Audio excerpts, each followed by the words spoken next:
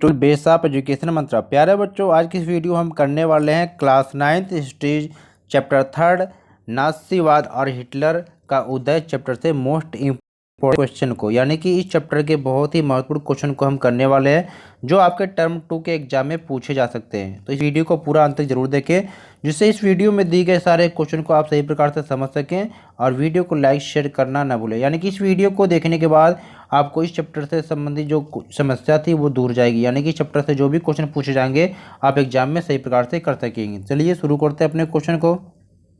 तो सबसे पहले प्यारे बच्चों जान लेते हैं कि प्रथम विश्व युद्ध जो हुआ था 1914 से 18 के बीच में हुआ था।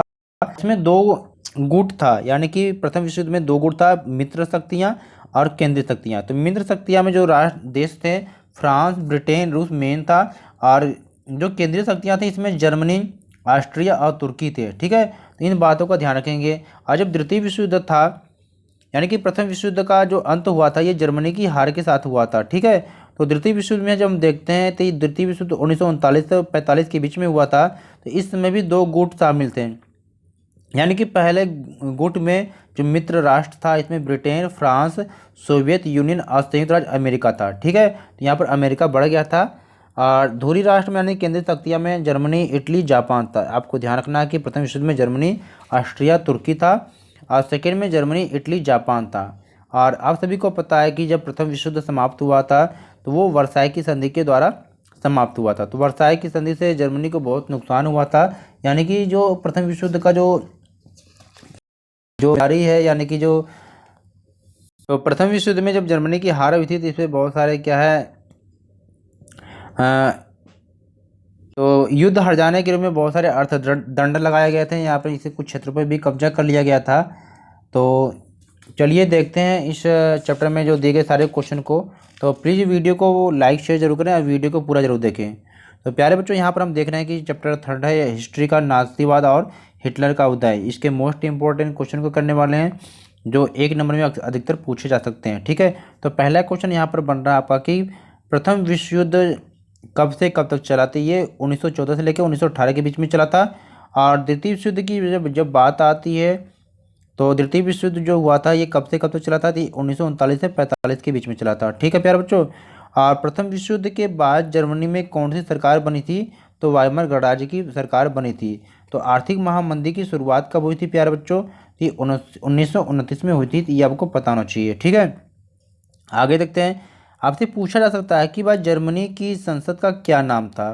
तो जर्मनी की जो संसद का जो नाम था राइक्सटाग था, इसको भी आपको पता होना चाहिए। और अगला क्वेश्चन यहाँ पर बनता है कि हिटलर की जो गुप्तचर पुलिस थी इसका क्या नाम था, तो इसका नाम था गेस्तापो। ठीक है, इसको भी जाने। और अगला है क्वेश्चन नंबर 7 कि युंग फोक क्या था। तो यह क्या था, 10 से लेकर 14 वर्ष के जो बच्चों का एक नाती जो युवा संगठन था उसका नाम क्या था, युंग फोक था। क्वेश्चन नंबर 8 है कि सर्वहाराकरण किसे कहते हैं। तो समाज का जो मध्यम वर्ग का जो गरीब होते होते मजदूर वर्ग की आर्थिक स्थिति में जो पहुंच जाते थे उनको ही सर्वहाराकरण कहा जाता था। तो इसे भी आप जानिएगा। क्वेश्चन नंबर 9 है कि नवंबर के अपराधी किन्हें कहा जाता था। ये जो है एग्जाम के दृष्टिकोण से बहुत ही महत्वपूर्ण क्वेश्चन है, आप पेपर में कई बार पूछा भी गया है। तो आप देखिए जानिए कि नवंबर के अपराधी किन्हें कहते हैं।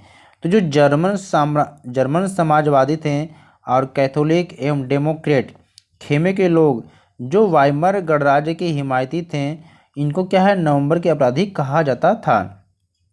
क्वेश्चन 10 है कि प्रथम विश्व युद्ध के बाद मित्र राष्ट्रों ने जर्मनी के किस प्रदेश पर अधिकार कर लिया। क्योंकि प्रथम विश्व युद्ध के बाद क्या था, जर्मनी की हार हुई थी, आज जिसके कारण क्या है कि जो मित्र राष्ट्र थे इन्होंने क्या है जर्मनी के कुछ क्षेत्रों पर अधिकार कर लिया था। तो वो क्षेत्र कौन सा था, राइनलैंड था। इसको भी आपको पता होना चाहिए, एग्जाम में पूछा जाता है। क्वेश्चन 11 है कि प्रथम विश्व युद्ध का जो अंत है ये किस संधि के द्वारा हुआ था। तो ये भी पूछा जा सकता था, आपको पता होना चाहिए कि वर्साई की संधि के द्वारा। तो हिटलर का जन्म कहाँ हुआ था, तो ये ऑस्ट्रिया में हुआ था, ये भी आपको मालूम होना चाहिए। क्वेश्चन नंबर 13 कि हिटलर जर्मनी का चांसलर कब बना था। ये 30 जनवरी 1933 को हिटलर का जर्मनी का चांसलर बना था। द्वितीय विश्व युद्ध में किसने जापान पर परमाणु बम गिराया था? आपको मालूम होना चाहिए, अमेरिका ने जापान के दो शहरों पर परमाणु बम गिराया था, हिरोशिमा और नागासाकी। यानी कि 6 अगस्त को हिरोशिमा में और 9 अगस्त को नागासाकी में परमाणु बम गिराया था अमेरिका ने। अगला क्वेश्चन है कि मुद्रास्फीति क्या है? तो आप सभी को पता होना चाहिए कि जब कीमतें बेहिसाब बढ़ जाती है तो उस स्थिति को अति मुद्रास्फीति कहते हैं। क्वेश्चन नंबर 16 क्या है कि मेन काम्फ पुस्तक किसने लिखी? तो ये आपको पता होना चाहिए कि ये एडोल्फ हिटलर की पुस्तक का नाम है। ठीक है बच्चों, तो चलिए हम चलते हैं सेकेंड टाइप के क्वेश्चन, यानी कि लघु उत्तरीय प्रश्न जो 2 या 3 अंकों में पूछे जा सकते हैं। तो पहला क्वेश्चन यहाँ पर बनता आपसे कि वर्साय में जो हुई संधि की शर्त थी उसको आपको बताना है। तो वर्साय की जो संधि हुई थी इसमें क्या क्या शर्त रखी गई थी इसको देखते हैं। तो पहली शर्त में क्या है भाई, युद्ध के लिए जो जो जिम्मेदार ठहराया गया था ये जर्मनी को ठहराया गया था। और फिर जर्मनी को क्या कहा गया था कि भाई अपने सारे उपनिवेश इसे छोड़ने पड़े, यानी कि जिन जिन क्षेत्रों पे जर्मनी ने कब्जा किया था उसे क्या है छोड़ना पड़ा। और आगे क्या है कि जर्मनी के जो कोयला के भंडार जो थे उसको क्षेत्र को क्या फ्रांस को देने पड़े थे। और जो जुर्माना के रूप में जर्मनी पर क्या है 6 अरब पाउंड का जुर्माना लगाया गया था। और जर्मनी में क्या है सेना पर अंकुश लगा दिया गया कि लिमिट कर दी गई कि आप इतनी ही सेना रख सकते हैं। और खनिज संसाधनों पर भी कब्जा कर लिया गया था। ठीक है, चलते हैं सेकेंड क्वेश्चन की तरफ। सेकेंड क्वेश्चन में आपसे पूछा जा रहा है कि 1930 तक आते आते जर्मनी में नाजीवाद को लोकप्रियता क्यों मिलने लगी? यानी एक नई पार्टी जो नाजीवाद थी धीरे धीरे क्या है इसकी लोकप्रियता बढ़ती गई। तो क्या कारण था?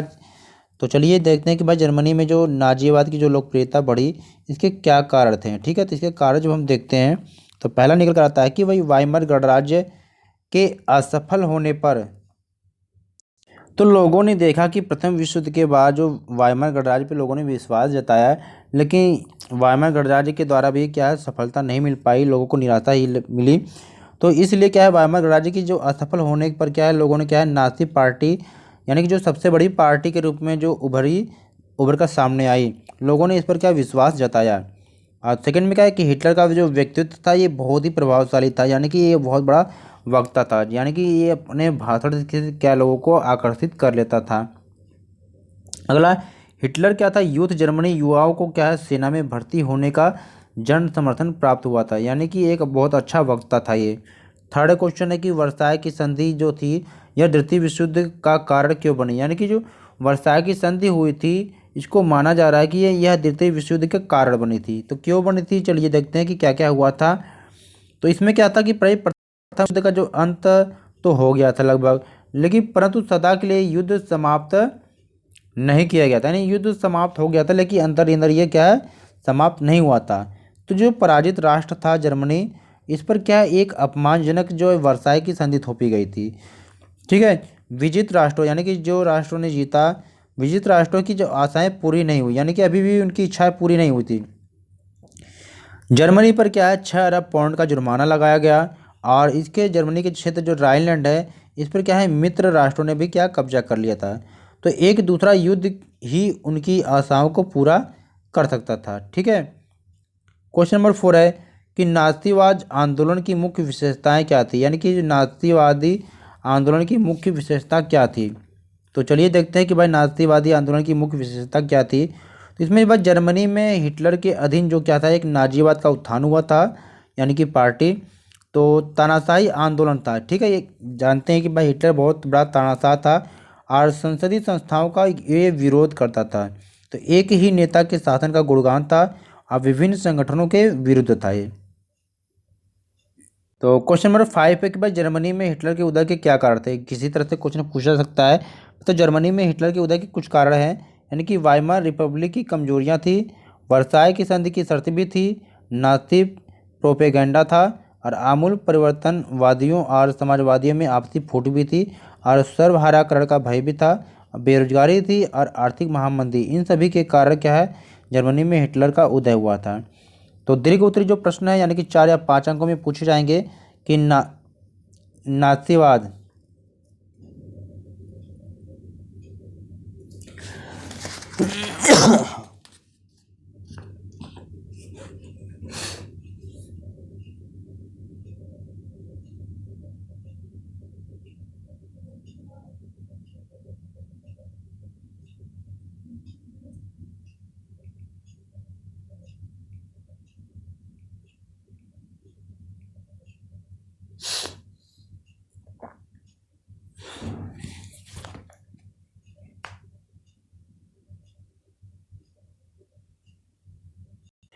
पहला क्वेश्चन है कि दीर्घ उत्तरीय प्रश्न में कि यानी 4 या 5 अंकों में पूछा सकता है कि नाथी समाज में महिलाओं की क्या स्थिति थी। तो नाथी समाज में महिलाओं की स्थिति को हम देखते हैं, क्योंकि बहुत ही महत्वपूर्ण क्वेश्चन है, एग्जाम में पूछा सकता है। तो इसमें क्या था कि भाई लड़कियों को अच्छी माँ और शुद्ध रक्त वाले बच्चों को जन्म देना उनका प्रथम कर्तव्य बताया गया था, और नस्ल की शुद्धता को बनाए रखना और यहूदियों से दूर रहना और बच्चों का नाथी मूल्य मान्यताओं की शिक्षा देने का दायित्व उन्हें सौंपा गया था। किसको?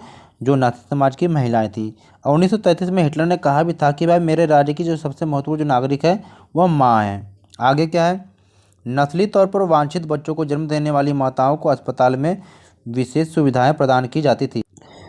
यानी कि जो अच्छे नस्ल यानी कि जो वांछित बच्चों को जन्म देने वाली माताएं होती थी, तो उनको अस्पताल में विशेष सुविधाएं और दुकानों में भी ज़्यादा छूट, थिएटर और रेलगाड़ियों के सस्ते जो टिकट, और ज़्यादा बच्चे पैदा करने वाली माताओं को क्या कांसे, चांदी और सोने के उपहार दिए जाते थे। लेकिन अगर वहीं पर अगर अवांछित बच्चों को जन्म देने वाली जो माताएं होती थीं या महिलाएं होती थीं, उनको दंडित भी किया जाता था। यानी कि आचार संहिता का उल्लंघन करने पर उन्हें गंजा कर मुंह पर कालिख पोत पूरे समाज में घुमाया जाता था। न केवल जेल बल्कि उन्हें तमाम तरह के जो नागरिक सम्मान और उनके पति व परिवार भी छीन लिए जाते थे। तो यानी कि उनको बहुत प्रताड़ित किया जाता था। और यहाँ पर कुछ क्वेश्चन इस प्रकार से भी बन सकता है आपसे कि यानी आपसे पूछा जा सकता है कि भाई बताइए नाज़ी समाज में क्या है, युवाओं की स्थिति क्या थी। तो आप ठीक उसी प्रकार से लिख सकते हैं कि भाई जर्मनी और यहूदियों के बच्चे एक साथ बैठ नहीं सकते थे। यानी कि जो जर्मनी के बच्चे थे और यहूदियों के दोनों के साथ भेदभाव होता था। आप सभी को पता है कि जो 10 साल की उम्र के बच्चों को क्या है युंग फुंग में क्या है दाखिला करा दिया जाता था, जो एक क्या है युवा संगठन था। और 14 साल की जो उम्र में सभी लड़कों को क्या है हिटलर यूथ की सदस्यता अनिवार्य कर दी गई थी। तो इस तरह से आप जैसे क्वेश्चन पूछेगा वैसे आप करके आएंगे बच्चों। तो क्वेश्चन नंबर 2 है कि 1929 और 32 के बीच में एक आर्थिक महामंदी आई, जिसका क्या अमेरिका पर क्या प्रभाव पड़ा आपको बताना है। तो चलिए देखते हैं 1929 और 32 के बीच में आर्थिक महामंदी में अमेरिका पर क्या प्रभाव पड़ा, इसको देखते हैं।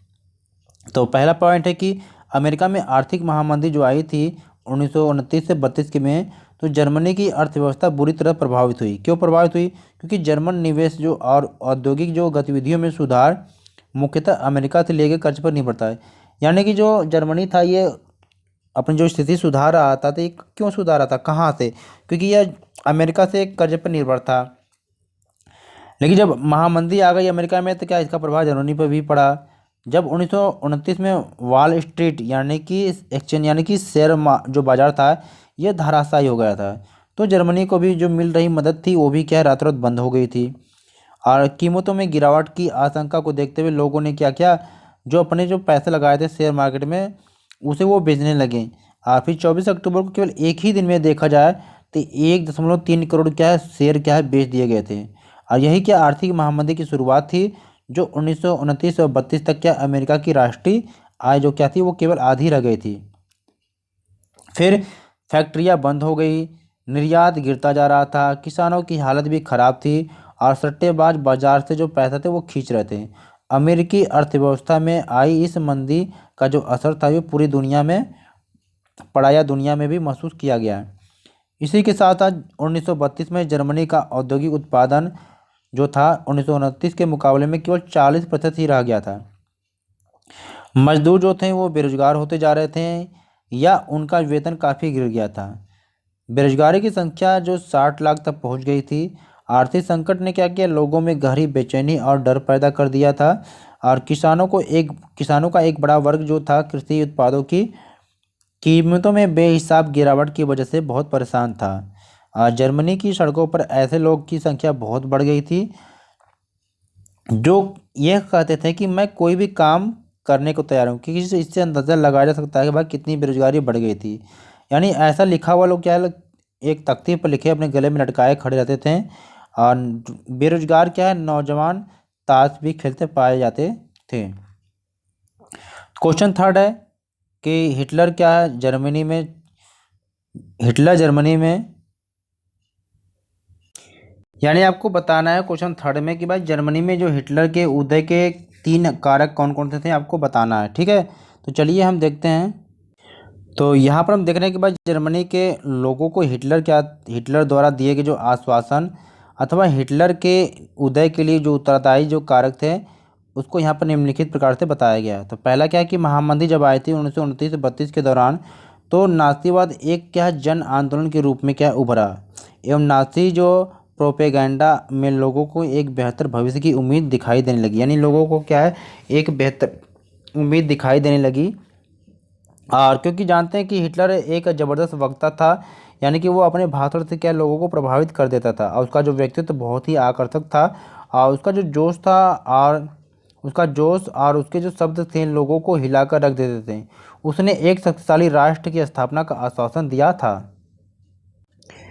और वह वर्साय संधि में जो हुई नाइंसाफ़ी थी के प्रतिशोध और जर्मन साम्राज्य को खोई हुई प्रतिष्ठा वापस दिलाने का आश्वासन भी देता था। और उसका वादा था कि वह बेरोजगारों को रोजगार और नौजवानों को एक सुरक्षित भविष्य देगा। उसने आश्वासन दिया कि वह देश को विदेशी प्रभाव से मुक्त कराएगा और तमाम विदेशी साजिशों का मुंहतोड़ जवाब भी देगा। तो इस प्रकार से सभी लोग क्या है, हिटलर को प्रभावित करते थे, यानी कि हिटलर पर विश्वास करते थे। तो इसी प्रकार से क्या है, जब जर्मनी में हिटलर के उदय के ये 3 कारक थे। तो प्लीज़ वीडियो को लाइक शेयर ज़रूर करें, और चैनल पर नए तो चैनल को सब्सक्राइब ज़रूर करें, जिससे कोई भी वीडियो अपलोड की जाए आसानी से कर सकें। तो कुछ और भी बहुत सारे ऐसे क्वेश्चन हैं जिसको आप कर लेने से आपके एग्ज़ाम में जो है एग्ज़ाम में अच्छे नंबर बन सकते हैं। ठीक है प्यारे बच्चों। तो जैसे कुछ क्वेश्चन ऐसे हैं कि भाई जर्मनी पर नाजीवाद के क्या प्रभाव पड़े, या नास्तिवाद क्या था, नारी समाज में महिलाओं की क्या भूमिका थी, वर्साय की जो संधि, ये सारे क्वेश्चन आपको पढ़ लेना है। ठीक है। और 1929-32 की जो आर्थिक महामंदी थी, अमेरिका पर क्या प्रभाव पड़ा, इन सबको भी आपको पढ़ लेना है। तो प्लीज़ वीडियो को लाइक शेयर जरूर करें, और चैनल पर नए तो चैनल को सब्सक्राइब करें। ओके, टेक केयर बच्चों, फिर मिलते हैं नई वीडियो के साथ।